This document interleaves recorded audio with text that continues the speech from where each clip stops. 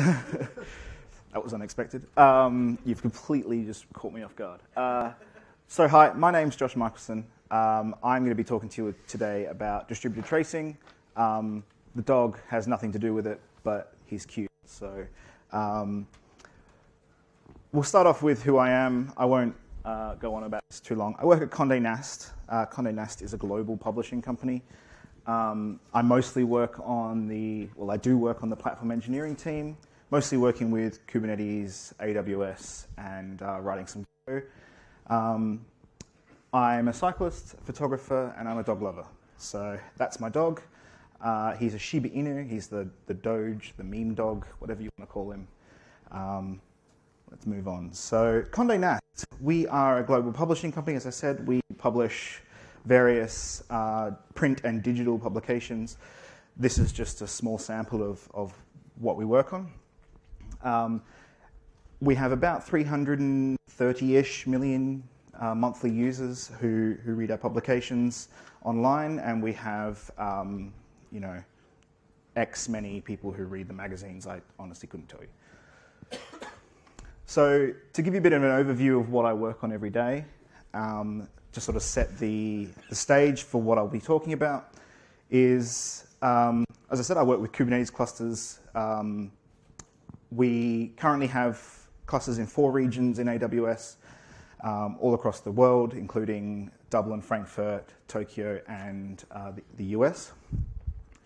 And right now, we're in the process of migrating a bunch of sort of old publications or publications that were previously managed within their own markets, with their own stacks, with their own CMSs, onto a global platform.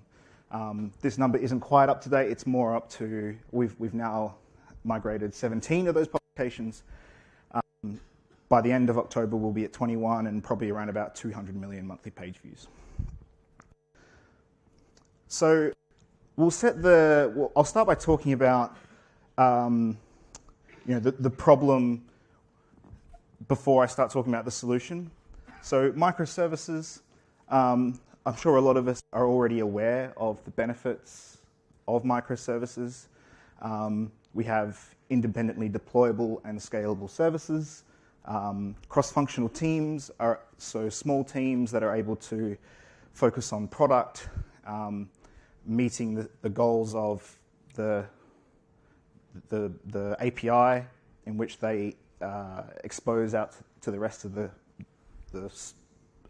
group of services.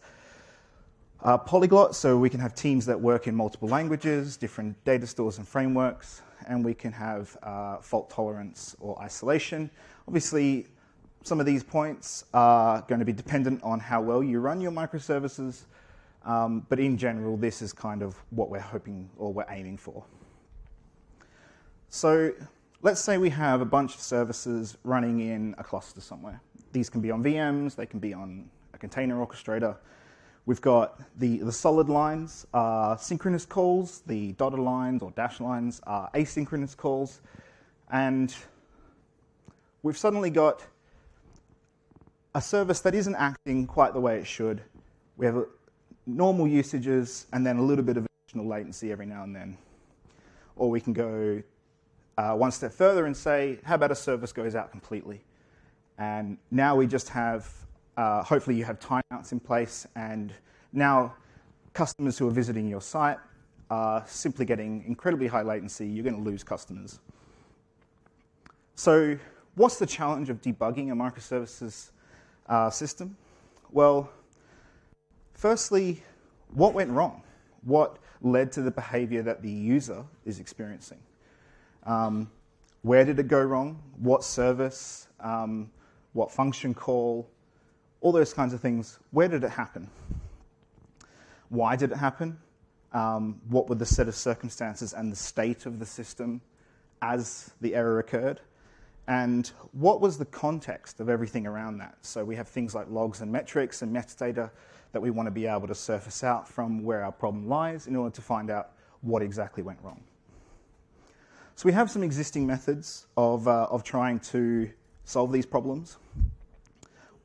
First, we got metrics, error rates, latency, throughput, CPU, all that kind of stuff. And these help us identify anomalies in our systems and services, but they don't really get down to the root cause of the problem. We also have logging, so we can record error messages and stack traces in our logs. We can track unexpected code paths and try and find out what exactly is going on. So we typically use these together to debug problems, but most often they're from the perspective of a single application.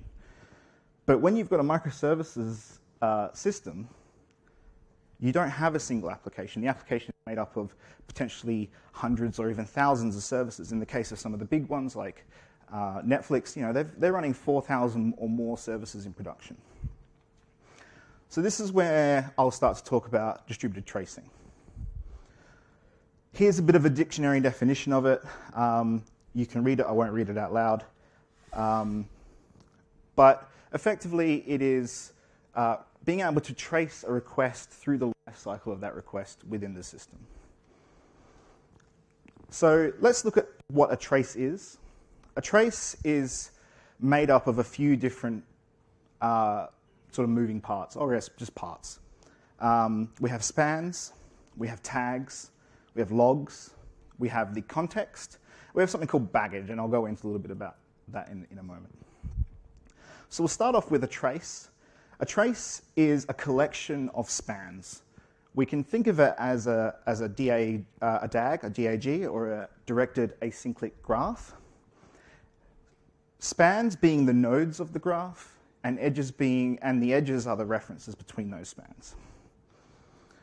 A span is effectively an individual piece of work. Generally, this could be a service. If you have a service that does simply one job, then your span may be just the service.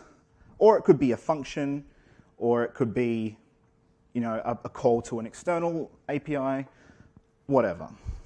But it's an individual unit of work. Spans have a name, they have a start and end time, and as a collection, that makes up a trace. So what's a tag? A tag is just an annotation. In the same way that you would just tag key value pairs on metrics, on logs, you tag your spans in order to provide just a little bit of additional context around them. You have logs, and these are very contextualized logs. So you get the log for the specific span that you've placed, and you can use this to capture debugging information effectively. And then you have a span context. And a span context is about transferring data, or data as we say in England, across the network boundary, both in the immediate context and then across the entire trace, which is what we call baggage. So a baggage is a span context that spans the life of the trace from the point that it was added. So the way this works is via context propagation. When a request comes into our edge service, we add a unique ID, and then this unique ID lives throughout the life cycle of our request.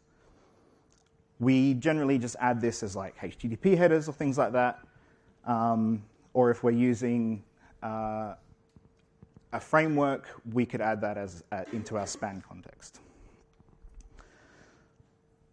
So, open tracing. Open tracing is a standard vendor-neutral API specification and gives us a common set of language and APIs around creating traces. It allows us to interchange between various platforms, one of which I'll talk about a bit later, called Jaeger. And it basically provides a set of client libraries you can add into your application. Open tracing is part of the Cloud Native Computing Foundation, or CNCF, and it's something that's maintained by them. Of course, with every standard, there is a competing standard. The Open Census standard was born out of Google and includes some additional things like a standard API around metrics. Thankfully, a few months ago at KubeCon in Barcelona, it was announced that these two projects are actually going to be merged. So they'll come under one banner of OpenTelemetry, and come early November, the old standard should be sunsetted. So now I'll talk a bit about Jaeger. Jaeger is an open source distributed tracing platform.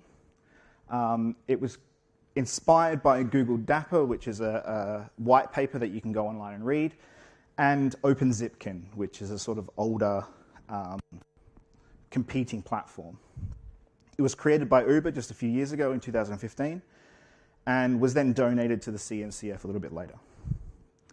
And Jaeger implements the open tracing standard and also implement the open census standard. It's built on Go. It has a React front end and supports various storage options, including Cassandra, Elasticsearch, and in-memory. They're going to be adding more of this as time goes on.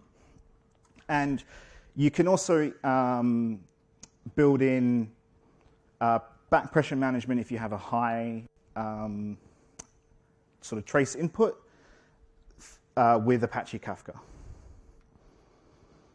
So this is the general architecture of the Jaeger service. So we have, over here on the left, we have a client library that sits within your application. This client library communicates with the Jaeger agent that runs on your cluster. It can be a sidecar, it can be a daemon set, it can be just another machine. This pushes into the collector. And the collector then does some sampling, that kind of stuff, and then pushes it through into a database. You can, using Apache Spark, I think. I can't remember if it's an Apache project or not. But you can add Spark jobs to pull in the data from the database and run queries on it, that kind of stuff. But eventually everything gets into the Jaeger querying service, which then is available via the UI. Just a note on that, as I said, there are various client libraries, as you can see up here. So we have Go, Java, Python, blah, blah, blah. The two in the rectangle box there for PHP and Ruby, they're actually community-led projects, so there's no official open tracing client library, but there are community-maintained libraries. Sampling. So in the statistical context, sampling is simply taking a representative set of a larger group of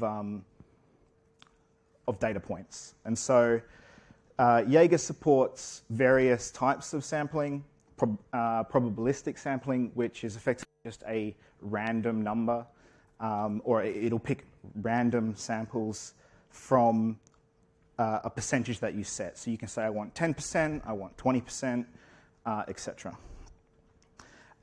You can rate limit, which is effectively the leaky bucket concept, which is to say you're ingesting a large amount and you simply just take out 20 per second or 30 per second. And then you have just a constant sampling, which is, say, take everything. So as I mentioned before, there is another competing project called Zipkin. There we go. Zipkin's a little bit older. It was made by Twitter. It's a little bit more mature, but again, it's not managed by the CNCF. It's written in Java. It's a little bit slower, but also is stored within a single binary deployment, whereas Jaeger has official support for things like Kubernetes via an operator or a Helm chart, and it's written in Go, so it's a little bit faster. So I'll just do a quick demo of Jaeger. So this is the Jaeger interface. What I've got here is just a testing application. This example application actually comes within the Jaeger project. If you go to the Jaeger GitHub page, if you go to examples and then Hot Rod, it's quite a good introduction to the way that Jaeger works. So we can just make various requests to the back end here, and then if I come into Jaeger and go find traces, we now get a list of the traces that we've created. It'll show you the relative time that it's taken to the longest trace within the list.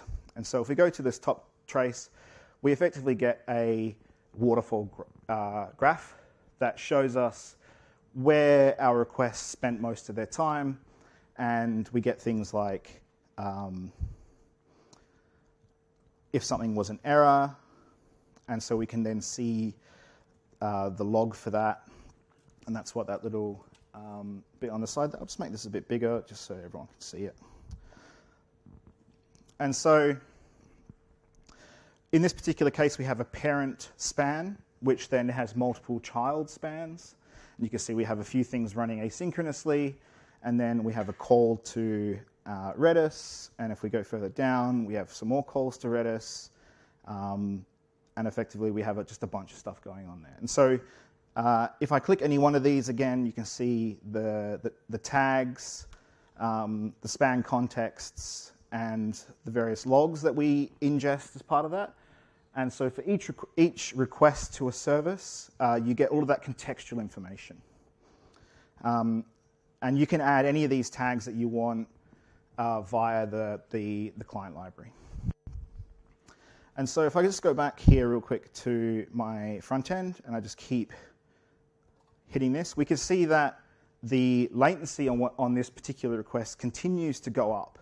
And so if we want to troubleshoot why we're seeing that kind of latency, we can go back here and we can have a look at one of our spans. And we can see, well, we're spending a lot of time in MySQL. And so if I open that and I look at the logs, what we can see there is that our MySQL driver is waiting behind a lock. And so this particular transaction is being delayed because our application is probably architected to not allow more than one or two requests to the MySQL database at a single point in time, which doesn't make a lot of sense. It's only a read request. We can do that in parallel. And so that's just a quick demo. It gives you a quick overview. I'm not going to go too much further into it, simply because the way that you utilize Jaeger is going to depend a little bit more on how you architect your applications and how you utilize the client libraries. So I'll just provide you with some resources here. I'll also post this entire slide deck onto Twitter, so if you don't want to take a picture, you can find these later on. But these are just various things that that'll help you get started. And thanks for listening.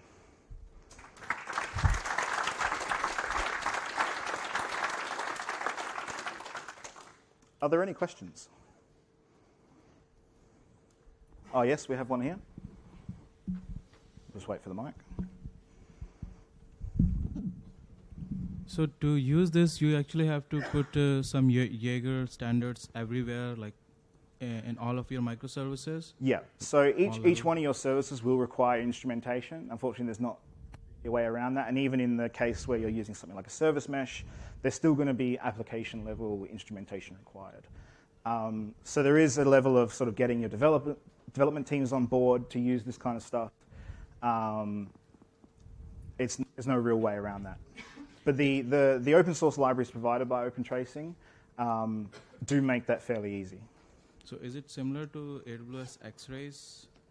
Yeah, so AWS X-Ray is another tracing implementation. I'm not sure if they implement the open tracing standard. I don't think they do.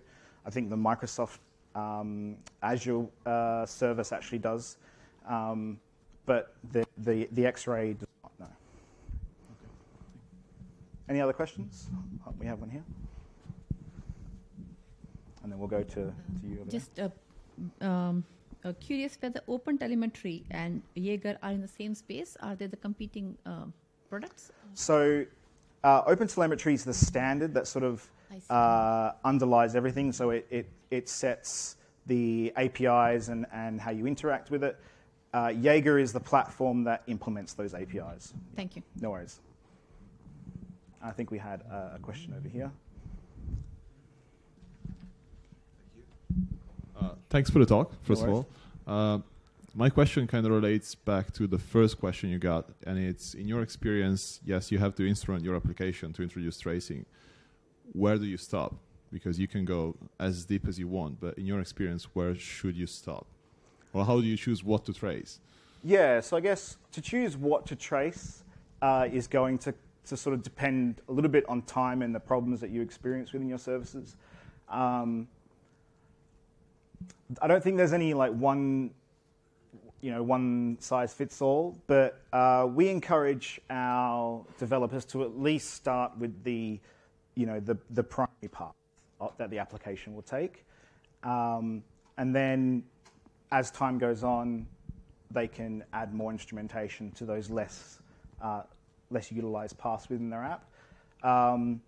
But on the other side of that, there's also a lot of value in doing those less used paths up front, because it's the less used paths that are probably more likely to break because they're not tested as well, right? So you can go either way, and it really depends. You can't really force anything on your development teams so much as just say, do what you think is sensible and what's going to help you troubleshoot when a problem arises. Thank you. No worries. Bit of a flaky projector. Continuing on instrumentation, the instrumentation code that you add to tracing, I guess it's going to live alongside quite often other instrumentation code for logging and metrics. Yep. So you end up with quite a big chunk of instrumentation next to every operation or where you want tracing. Is that pretty?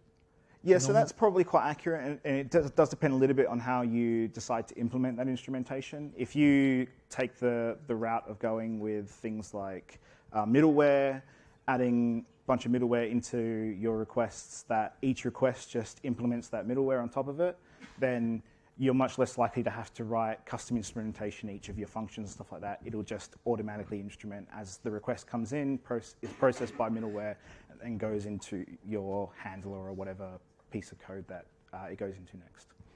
So I guess people will then say, well, why bother with logging and metrics when tracing seems to capture log messages and timings that you can use as metrics? What are your thoughts on that? Yeah, so I think I think logging is the key one that does take a little bit less, it's not so much of an importance in this particular case. If I just simply take the example of the way that we do it at Condé Nast, is that each one of our developers simply just logs the standard out. So the logs that are implemented through Open Tracing will pick up those contextual logs that are processed as standard out and add them to the traces, and then Fluentd comes along and just adds them to the logging backend anyway. So in that particular case, there's not really a lot of work that they have to add on top of that. For metrics, there's still a lot of metrics that are going to be very valuable to you. So especially things that you want to monitor on, such as error rates and stuff like that. I think the key thing is that tracing is just one part of the overall sort of observability story within an application, and metrics is still metrics and logs are still a very important part of that. Cool.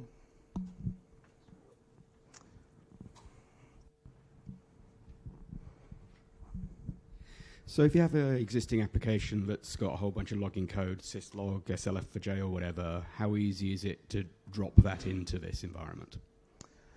So I can only really speak about the kind of code that we write at Condé Nast, and most of that is either Go or, in our developers' case, mostly Node.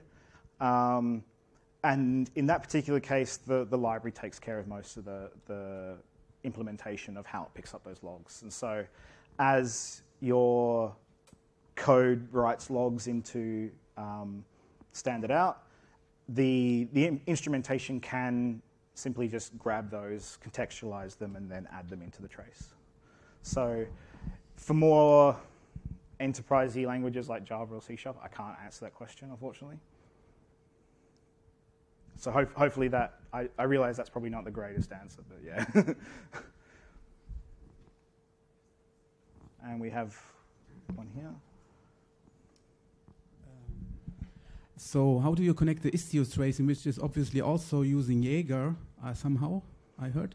Yeah, with so the application tracing then? So in either case, there's a Jaeger deployment. And so within the instrumentation of your code, Istio, the Jaeger implementation, will trace when the request comes in and then when the request leaves, but it won't actually trace any of the stuff happening within your application, which is why you still need instrumentation.